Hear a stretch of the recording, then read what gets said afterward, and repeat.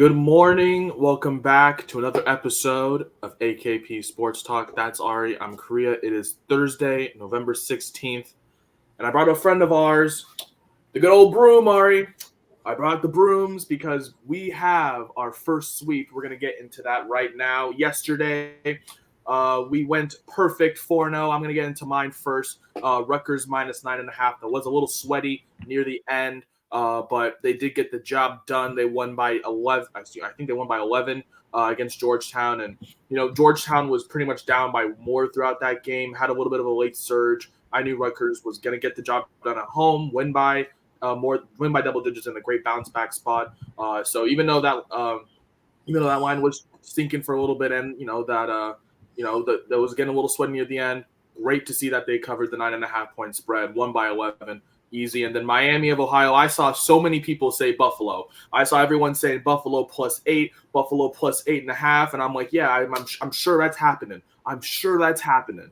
But if you saw that game, you would have been crying if you had Buffalo, because they had that big reception and they go all the way to the goal line and they fumbles it into the back of the end zone for a touchback. So us Miami of Ohio. Minus 7.5 bettors, very, very comfortable. But we'll take that as a win. Win's a win right there. So 2-0 day. Rutgers, that was a great win. And look at us. I've been sneakily hitting these college basketball plays. So I think college basketball is definitely going to be one of my stronger suits here. But Miami of Ohio once again with the dominant win. Nice 2-0 day. Like I said, there wasn't really much on the slate that I liked. But what I did find, I just went in and look at that 2-0 day. Nice to see that. And Ari, going to yours. I know you had a nice 2-0 day as well. Going into your best bets recap. Where's your broom, huh? Yeah, I mean, it was a little bit shaky with the Mavericks because Kyrie got ruled out after we did our episode, but the line basically stayed the same. I think it dropped like a half a point to 4.5, so that was still good. And then the Suns' first half hit pretty easily. They cruised in the first half. I do want to not rant, but like it's so annoying how just like useless the injury report is. Like the amount of times the player will go from probable to out and like doubtful to playing is like absurd. Like Bradley Beal was probable the entire day, and then like less than an hour or like an hour until tip off he gets ruled out from being probable. I didn't see him downgraded the questionable, so I think he went straight from probable to out. And so like obviously in the NFL, if a player's doubtful, they're out 99% of the time. If a player's doubtful in the NBA, they're out maybe like 75% of the time, and then vice versa. So it's definitely frustrating when it comes to like plays, because like you think you look at the injury report and you think you know what's going to happen, and obviously you don't always, at least as much as you would think you would. So that's a little frustrating, obviously, for plays and stuff. But yeah, so these two plays still hit pretty easily, so obviously we'll take that.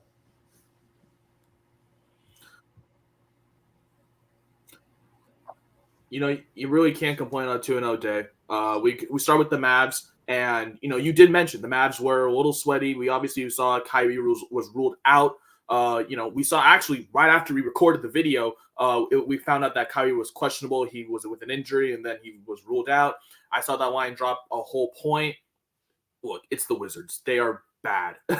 It was an easy. I'd say I was a little bit of a sweat before the game, and then obviously you mentioned the Suns, and with Bradley Beal being out at the very last second, it's kind of, I feel like it's been a weird year with the NBA. There's been a lot of like blowout games where teams have won by 30 or 40, and there's been so many of these injuries that come up so late, and it starts to question, like, maybe was this in-season tournament the right thing, or anything like that. So it's early on. Obviously we haven't even gotten like a full month into the season, but still some questions to rise up as we get into the season. But going back to Ari's best bets yesterday, 2-0 day, you really can't complain about that when you're analyzing.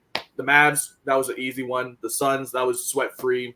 Timberwolves, like I said, didn't really show up in terms of shooting, and then same for the Wizards. You can't really complain on a nice 2-0 day but at the same time, it is tough, especially someone who is like, a bigger fan of the NBA, to see kind of, all of this. I guess, change, but yeah, at the same time, it's kind of coming at some kind of cost, injuries and stuff like that. I mean, you look at the Clippers right now; they're one of the most dysfunctional teams right now on a losing skid. The Warriors are almost 500.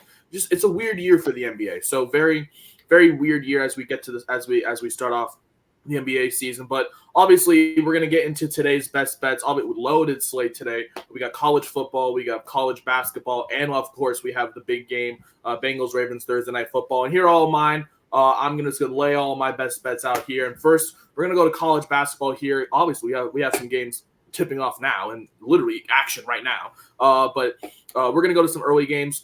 Furman, I know they play later. We're taking them to cover the 1.5 point spread.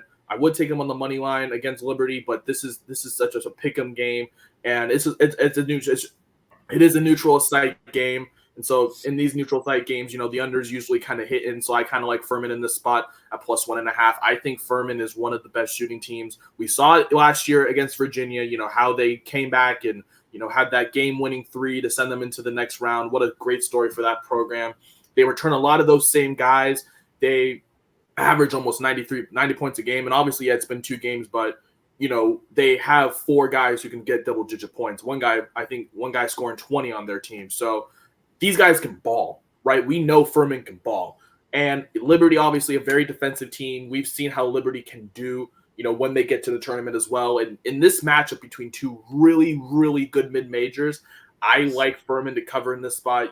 We always talk about neutral. We're going to do a system, neutral court game unders. That's going to be our system pretty much as we get through the Thanksgiving tournament time for all the college basketball tournaments out there. All these neutral site games, whether it's like the Maui Invitational or, the 2K Empire or wherever it is, a lot of these games tend to go under, neutral court, you got to adjust. And one of the biggest things in college basketball was home court, and that can sway a game. So I do like Furman to cover in this spot. I like them at plus 1.5. And then we have a game that starts at 1 o'clock Pacific time. It's an early one, so some of you guys are probably going to be working, so you can you can play this, during your lunch break. But I do like Dayton on the money line today. It's probably, I think that line has gone down to pretty much a pick 'em against LSU. But I do like Dayton in the spot. And I mean, I feel like as if this is the definition of 2 teams that are good on a neutral court. And I think Dayton is the better team. LSU is a great team, but obviously they cannot shoot the ball sometimes. They had that struggling game against Nicholls State for some weird reason. They just could not shoot the ball. And lost by 2 in a heartbreaker where Nicholls State had that buzzer beater to win the game. And, you look at Dayton and they lost by 5 to a really good Northwestern team that I'd say are kind of sleeping on. That Northwestern team with Bo Bowie and, the talent that they have down in Evanston. So I think that this Dayton team, when you look at it on paper, I just think this Dayton team will get the win today. Obviously, it's a neutral court. It's a neutral site game. So that obviously plays a factor. But when you look at these 2 teams, right, and you look at Dayton, and we see the talent that Dayton has. They obviously are one of the best free throw shooting percentage teams in the country, and that's what I look for, a team that can shoot the ball at the line. Their defense is not the greatest, but, I mean, when you're playing against a team that just lost to Nicholls State, I mean, it doesn't have to be that great. The only thing I will say about LSU is that they do have a very good offense, but I just don't know how they're going to translate that into this neutral against this good Dayton team that doesn't turn over the ball that much, and LSU loves to force to turn over the ball. So I feel like, in this spot, I've seen that line drop down. I think that's a reverse line movement. I like Dayton just straight up on the money line. I don't like a spread. I think like I said, in these neutral court games, I don't like taking a spread just because, anything could happen. It's not there's no home court advantage or anything like that. So just give me those 2, Furman to cover and Dayton on the money line. Those are my 2 plays for college basketball tonight. But now I'm going to go into the Thursday night football game, and we're going with some unders right now. I know we hate unders. I don't like unders either, but this is a system play here. And first, we're going to go with the Bengals and Ravens, the primetime unders. Ari, I don't know the last time a primetime over hit. I think it was the Rams and Chiefs back in 2018, 17. That's over 6 years ago. This primetime under streak has been so red hot for sports bettors out there. And I feel like this is a great spot. We mentioned the Bengals and Ravens, both teams that had lost previously last week. The Ravens had that embarrassing loss when they were up by almost over double digits against the Browns, and the Browns came back and won. And then the Bengals, they I guess never really had a lead in that game against the Texans at home, but they came back, came back just short. But I like the Bengals and Ravens game to go under 46.5 in this spot. Like I said, it's a system play. We mentioned both teams are a little banged up right now. Obviously, no T. Higgins, and that Bengals defense a little banged up as well. So I do think that this game is just going to go under. It's going to be a very, milk the clock kind of game. I feel like the Ravens are just going to be using the ground game that they kind of used and dominated with throughout the season, with Keaton Mitchell kind of being the emerging lead back for that Baltimore Ravens backfield, along with Gus Edwards and Justice Hill and all those guys, and obviously Lamar Jackson as a rusher himself. I think the Ravens just kind of do that to milk the clock in this spot, especially in this in this kind of very just early week. You're just even though it's obviously a very big divisional game between these two. I feel like the under is just a great spot for this. And I will have my other lean would be the Bengals to cover, but I've just seen so many people take the Bengals to cover. I feel like that's becoming more and more of a public play, and I don't really like taking two public plays. So I just like to do a system play. So we're just going to take the Bengals Ravens game to go under.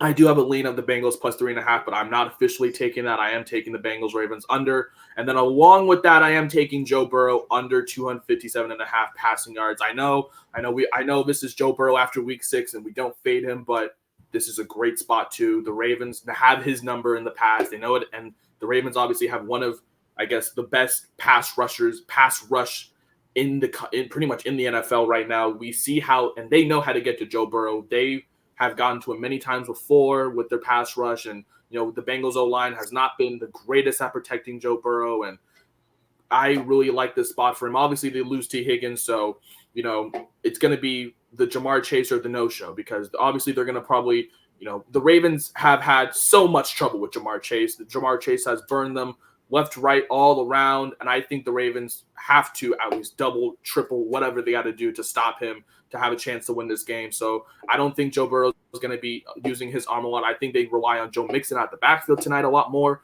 to kind of get that ground game moving, especially with the Ravens kind of, milking the clock as well. And, we know the Bengals, they love to throw the ball a lot more. That's kind of how they just play football. And I kind of like this game to go under. I like this game to go under as well, along with Joe Burrow, his under passing yards. And for that under as well, for the Bengals, obviously not having that many defensive guys there, but we know how Zach Taylor likes to cook up defensive schemes, especially for a division opponent in this kind of spot. I love this under 46.5 for the Bengals. So look at that, Bengals Ravens for under 46.5, and I'm taking Joe Burrow without T. Higgins and against a really good pass rush. I'm taking this under 257.5. That is at minus 135. And I also saw that Sleeper, if for any of you guys that use Sleeper, they did do a discounted line for Joe Burrow. I think they discounted his passing yards from this line all the way down to 218. And Joe Burrow, that line is kind of where Joe Burrow has been against the Ravens in the past, where he has encompassed 210 or whatnot. So maybe that's just a sign that he's definitely going to be going under today. So I like the under in the Ravens game, and I like Joe Burrow under 257.5 passing yards to pair up with my college basketball plays. That's a 4-0 card. I love it. Ari, what are your best bets today as we get into a loaded slate, college basketball, NBA, obviously the big NFL game? What do you like? Yeah, I'm kind of sticking to what's been working with me lately, and that's kind of been get in, get out first half plays. So I'm just going Ravens first half. Like you said, T. Higgins is out. Bengals have been a little bit up. I mean, they started to kind of find their stride a little bit before last week, before falling to Houston last week. The Ravens are, they lost to the Browns last week, but they're still playing like one of the 2, 3, 4 best teams in the NFL. I think they bounced back here at home, on a short week, and I'm just taking them in the first half here to win by 3 in the first half. And then the Thunder against the Warriors without Curry, first half, basically just win the first half. And then also you have the push potential if they do win by 1. I think they win by more than I think they win by more than one in the first half. Curry's out. I think he's out. I don't think it's going to change. It's not going to change because they say they're going to reevaluate him after this game. So because he has like a knee sprain or whatever. But so Ravens first half to win by 3, to bounce back at home on the short week. With the Bengals a little bit. I mean, both teams are banged up really, but Ravens at home bounce back on a short week and then done their first half against the Curryless Warriors team. I like those both. I like both of those plays, as you mentioned, the Ravens throughout the first half. Actually, the Ravens are pretty much statistically one of the worst teams when it comes to the second half, and, kind of at least covering that spread. And that's why, some of those games, like for example, the game against the Steelers earlier when they were up 10-0 and they let the Steelers come back, or last week when the Browns were down by so much, they let them come back. And, so I feel like the Ravens first half, they love to start out with a comfortable lead and be one of the best teams throughout that first half. So I think throughout that first half, I like that 2.5 cover there. But, Joe Burrow in the second half has one of the greatest against the spread percentages I think I've seen. He's 88% against the spread in the second half. So that's a great line for you right there. Obviously, just the Ravens to get through the first half because, something could happen in the second half with the Ravens. So I like that. And then you mentioned the Thunder just taking them pretty much on the money line almost, but obviously taking them with the spread -1 through the first half. You mentioned Curry's not playing. You mentioned that he's getting evaluated after the game, so he's not playing. The Warriors are kind of a mess right now, obviously, with Draymond Green now being filed for a 5-game suspension after his WWE match against Rudy Gobert the other day. There's a lot of questions going on here with this team, and this is a bad spot for them. Obviously, I believe SGA is now back for this Thunder team, and the last time the Thunder played the Warriors without SGA, it was still a very close game. So I expect the Thunder to pretty much come out with a comfortable first half lead tonight against the Warriors without Stephen Curry. So I love that. Those are 2 plays that I love from Ari. Those are 4 plays I love for myself. I think that's a 6-0 card. I love that. It's a great day. We're going to be posting all of these plays down below on our Twitter, AKP Sports Talk. And don't forget, obviously, we mentioned that Dayton game starts off very early. That tip-off is in about probably 3 hours, give or take a few. So make sure to get that in maybe during your lunch break or whatever. Obviously, early tip-off. So we're going to have a lot of these early tip-offs as we get into the week for college basketball because, obviously, it's the best time of the year to start college basketball, Thanksgiving tourney week. So we're going to have a lot of plays that start a lot earlier. So make sure you get those plays submitted before, obviously, the game starts. But that's going to do it for another episode. That's Ari. I'm Korea. We will see you guys tomorrow for our Friday show. We will have all of our best bets for the weekend. Obviously, another weekend of college football, another weekend of NFL. We got NBA action. We have so much action coming on this weekend. And also Friday, we have the infamous, are you ready for this? The Losing Streak Bowl. I'm so excited to see this game. Which team is going to be bowl eligible? We're going to find out. I have a pick for you tomorrow's game between Colorado and Washington State as well, but that's going to be a fun day. That's Ari. I'm Korea. We will see you guys tomorrow. Peace out, guys.